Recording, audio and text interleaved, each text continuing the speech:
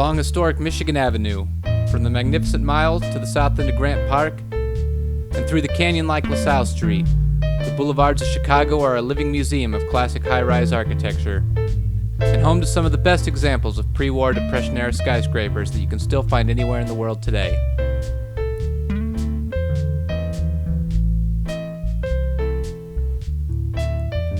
Straddling the banks of the lower branch of the Chicago River is the Civic Opera Building. Opened in 1929, the building contains the 3,563-seat Civic Opera House, home to the Lyric Opera of Chicago.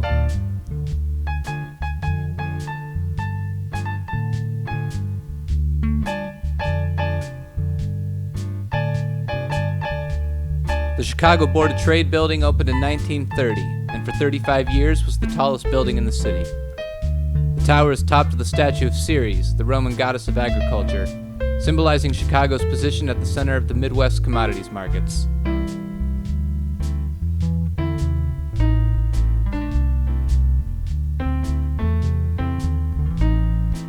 A block east, at the corner of Clark and Adams, is the Bankers Building.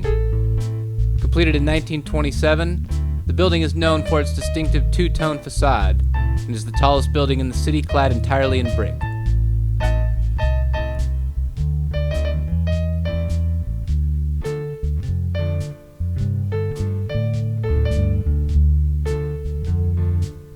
The Field Building, also known as the LaSalle National Bank Building, was completed in 1934 on the site of the world's first modern skyscraper, and was the last tall building erected in the city for over 20 years due to the Great Depression and World War II.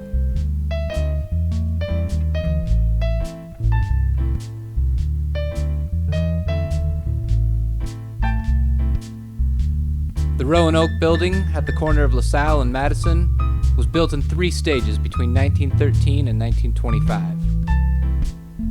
An easily identifiable 5 floors were added to the initial 16 in 1922, with the 452-foot tower completed 3 years later.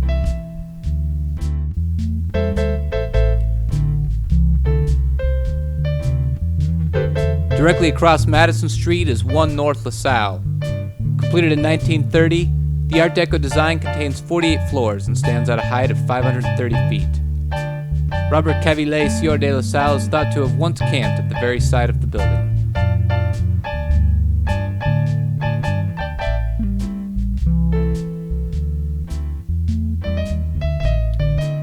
Directly adjacent to 1 North LaSalle and similar in appearance is 33 North LaSalle.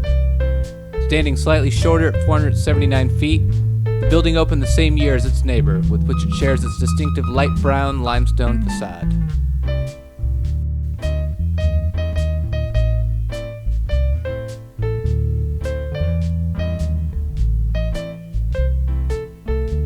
The neo-Gothic Chicago Temple building was constructed in 1924 by the First United Methodist Church and is the tallest church building in the world. Until 1930, it was also the tallest in Chicago and contains a chapel open to the public 400 feet above street level.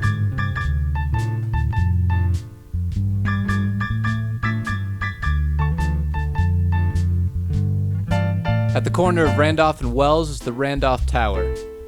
The 463-foot building was constructed in 1929 for the Steuben Club of Chicago to promote the image of people of German heritage after World War I.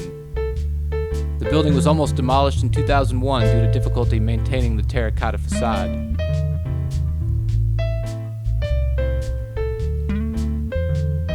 The Century Tower is located at the corner of Lake and Wells, and due to intersecting L lines, is flanked by tracks on 2 sides. The 336-foot tower was once known as the Corn Products Building and was opened in 1930.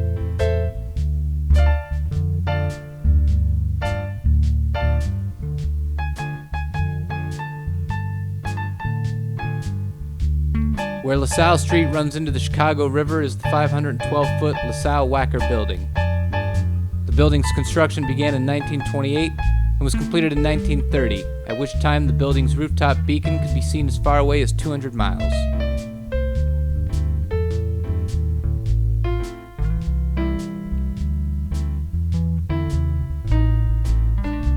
.35 East WACKER, also known as the Jewelers Building, was opened in 1927. The neoclassical design reaches 523 feet and at the time of the building's completion, it was the tallest in the world outside of New York City.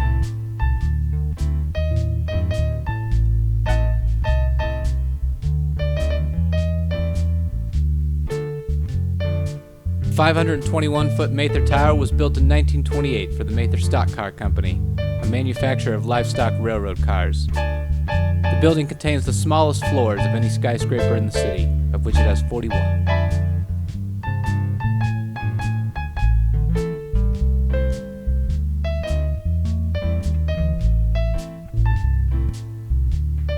At the southern intersection of Michigan Avenue and the Chicago River is the London Guarantee Building. Standing partially on the side of Fort Dearborn, the building's construction began in 1922 and was completed a year later, reaching a height of 318 feet.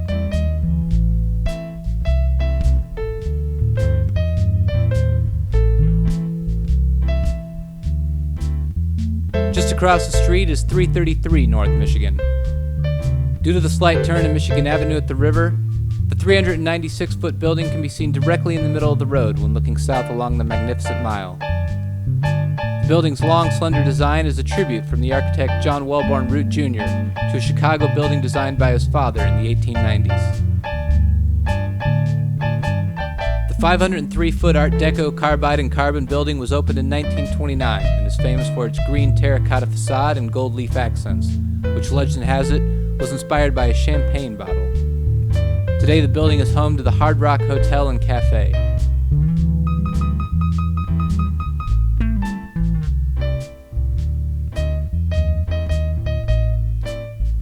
At the corner of Michigan and Washington stands the Pittsfield Building. The tower was named for the city of Pittsfield, Massachusetts, a former hometown of local entrepreneur Marshall Fields. At the time of its completion in 1927, the 551-foot tower was the tallest in the city.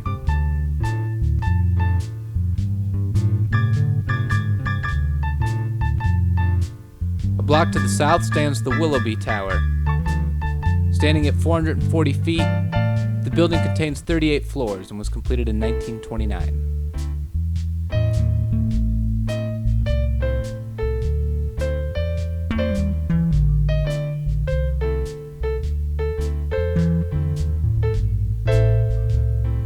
The Metropolitan Tower opened in 1924 as the Strauss Tower and was one of the first buildings in the city allowed to extend past 260 feet. The 475-foot tower was the first in the city to have over 30 floors, containing 37.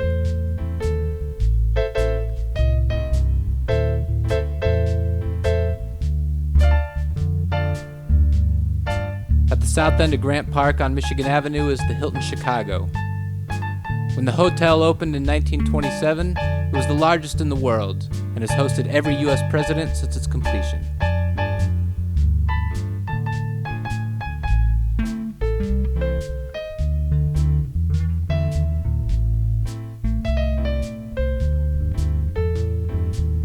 Straddling the north bank of the Chicago River is the massive Merchandise Mart. Built to house the city's large wholesale goods industry, the building opened in 1930 and upon its completion was the largest in the world with 4 million square feet of floor space.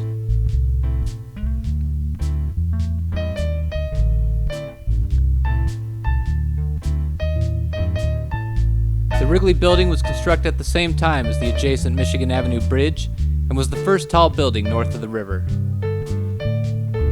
The building's 438-foot tall clock tower was based on that of the Seville Cathedral in Spain and was completed in 1921, with the shorter North Tower joining it in 1924.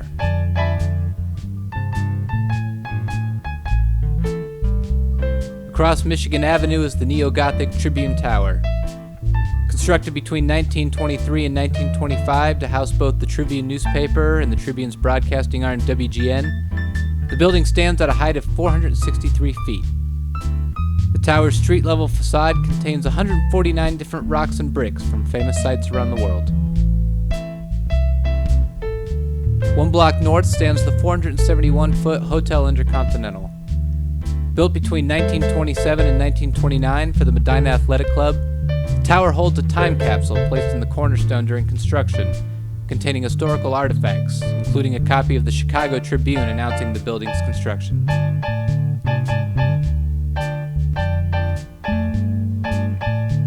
few blocks east of Michigan Avenue in the Streeterville neighborhood is the neo-Gothic American Furniture Mart. Also known as Lakeshore Place, the building was constructed between 1922 and 1926, and until 1988 went by the address 666 North Lakeshore Drive, when it was changed to 680 due to opposition to the original address's biblical reference. Back along Michigan Avenue is the 360-foot red brick Allerton Hotel. When the building was first completed in 1924, it contained segregated floors for men and women, and although the hotel's Tip Top Tap Lounge was closed in 1961, its iconic sign continues to adorn the hotel's roof today.